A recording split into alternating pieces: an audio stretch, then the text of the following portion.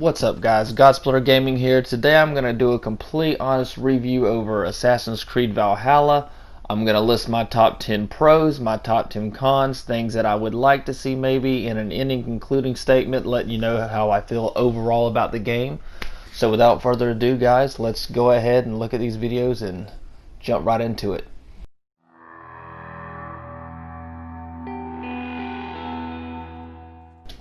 Okay, guys. The character art and art visual style of Assassin's Creed Valhalla to me is beautiful. To me it feels very authentic, it feels very organic, there's nothing that feels out of place. Even though there's not even many armor sets for this game or weapons that you can currently get, in my opinion, they all look beautiful. They're very aesthetic, they feel part of the culture. The environment feels good.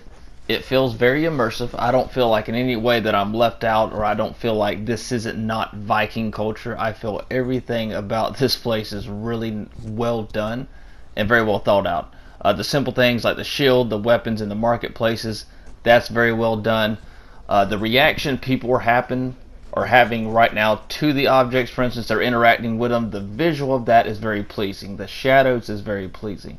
I feel like as an overall perspective or overall experience, this feels good. You can walk through any of these towns on Assassin's Creed Valhalla and feel like you're actually there in part of Viking civilization. I don't feel like nothing's really left out. I feel like everything's in its right spot and place. The NPCs, even the random roamers, their outfits, their character style, I think it's all very well presented. The buildings, the same way. They definitely held this to standard. It's very visually pleasing. And I believe a lot of people agree with this. You can feel that kind of feel when you get on a game and you feel immersed in the environment. This is one of those games, guys.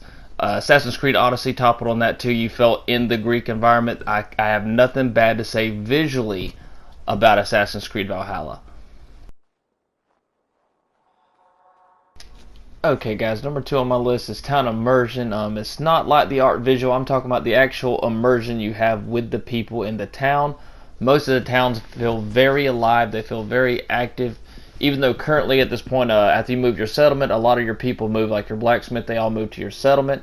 I still like the overall immersion with any village that I go to. There's a lot of NPCs doing their daily routines, their daily jobs, whatever or whatnot. And they're not just standing there like these cards are right here that they're supposed to in their guard position, but all the people that I do see, they're doing things visually that I really enjoy and I really like seeing. Even walking, like I said, walking up through this dog, everyone's doing something. It's not the exact same thing either. I do wish there was a little bit more conversation between the people, but I do like everything I see as far as in the town with the people.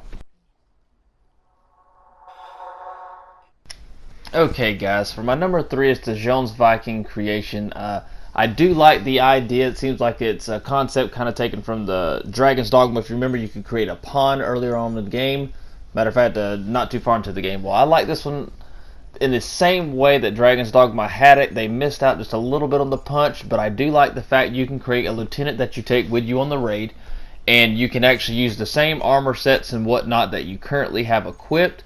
You can change it up, and anybody that's online can actually eventually use that Jomsviking, and that experience transfers over, and it'll let you know you'll come back with some money that someone's used your Viking. I think that's a very cool thing. As you can see, Livesey Wolfang is the name of mine, guys. If you ever find him, by all means use him. Let me know if you like him, if he sucked. But I really enjoyed that, and I really enjoyed being able to manage your own crew. I don't know if you guys have got this far to the part where you're at your settlement, but when you get there, you can actually manage 6 different lieutenants that you either find roaming throughout the docks or throughout different towns. You can actually recruit them right here along with other people's online. You'll see their name right beside them. You can recruit them when you use them and send them off. It will actually give other individuals online a little bit of silver. So yeah, that's my 3rd, guys.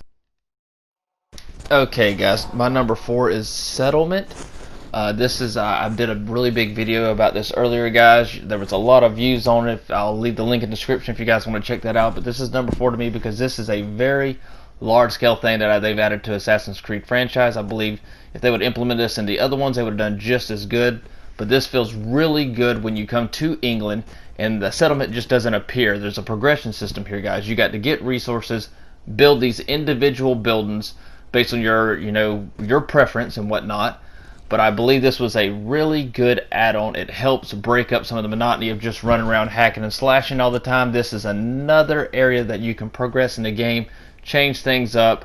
It helps you give something to aim for, something to move toward, and I really like it. It's very immersive. It feels very good. It feels authentic, like I said, and that's my number 4, guys.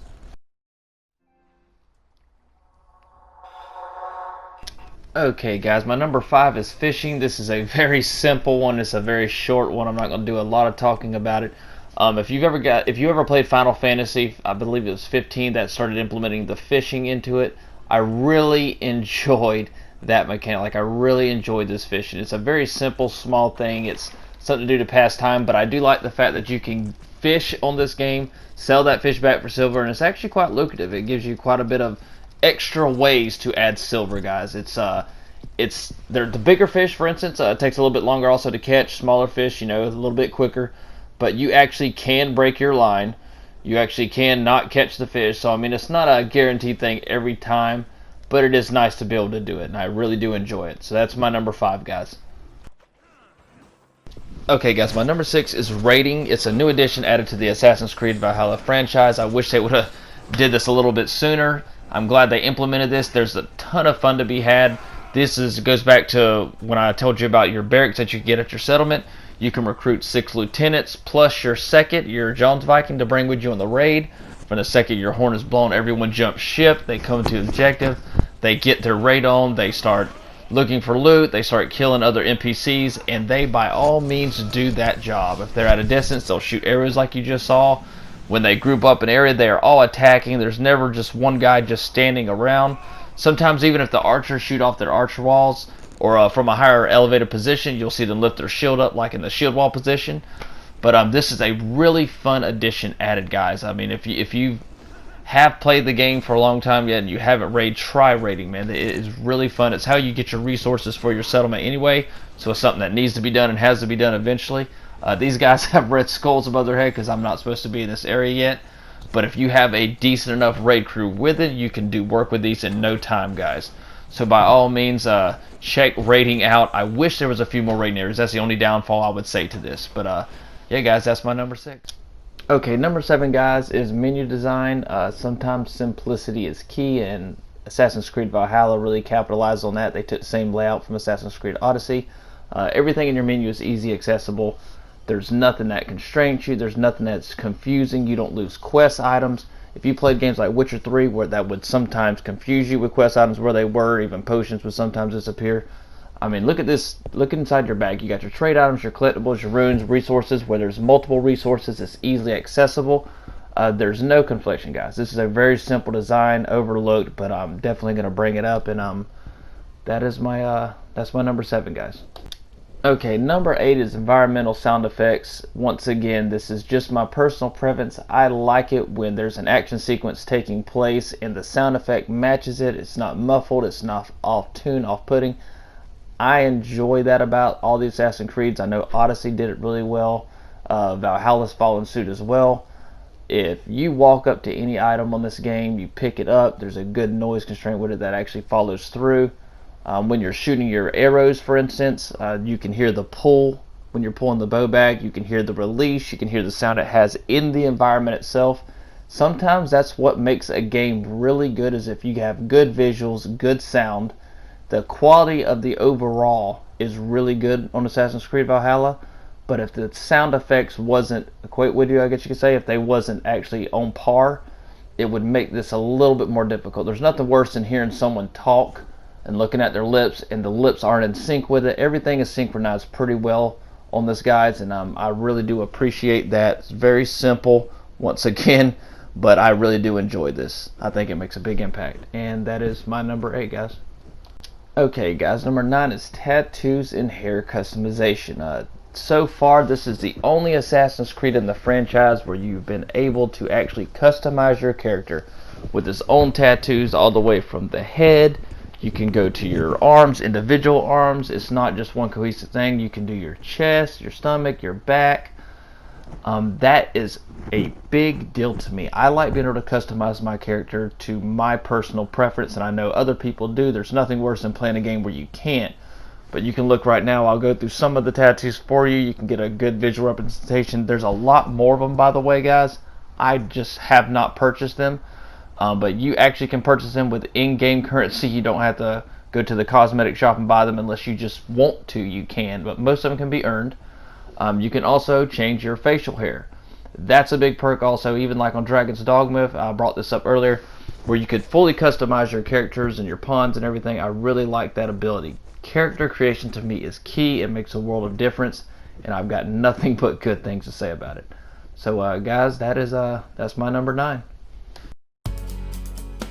Okay guys, last but not least, number 10, ship cosmetic items. It's just as simpler as it was, or it's very similar to my number 9. It's just cosmetics for the ship.